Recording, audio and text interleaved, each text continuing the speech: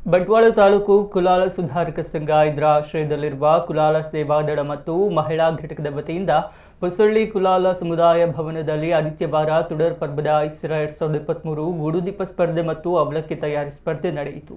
ಮುಖ್ಯ ಅತಿಥಿಗಳಾಗಿ ಸಾಮಾಜಿಕ ಕಾರ್ಯಕರ್ತ ಶೇಖರ್ ಬಿ ಬಂಟ್ವಾಳ, ತಾಲೂಕು ಕುಲಾಲ ಸಂಘದ ಕಟ್ಟಡ ಸಮಿತಿ ಅಧ್ಯಕ್ಷ ಸುರೇಶ್ ಕುಮಾರ್ ನಾವೂರು ಭಾಗಿಯಾಗಿದ್ದು, ವೇದಿಕೆಯಲ್ಲಿ ಮಹಿಳಾ ಘಟಕದ ಅಧ್ಯಕ್ಷೆ ಮಾಲತಿ ಮಚ್ಚೇಂದ್ರ, ಸೇವಾದಳಪತಿ ರಾಜೇಶ್ ಕುಮಾರ್ ಉಪಸ್ಥಿತರಿದ್ದರು. ಈ ವೇಳೆ ದೀಪಾವಳಿ ಸಂದರ್ಭ ನಡೆದ ಫೋಟೋ ಸ್ಪರ್ಧೆಯ ಬಹುಮಾನ ವಿತರಣೆ, ಮಕ್ಕಳಿಂದ ಕುಣಿತ ಭಜನೆ, ಮಹಿಳೆಯರಿಂದ ಭಜನೆ, ಗೂಡುದೀಪ ಸ್ಪರ್ಧೆ, ಅವಲಕ್ಕಿ ತಯಾರಿ ಸ್ಪರ್ಧೆ ಮತ್ತು ಸಾಮೂಹಿಕ ದೀಪಾವಳಿ ಆಚರಣೆ ಕಾರ್ಯಕ್ರಮ ನಡೆಯಿತು.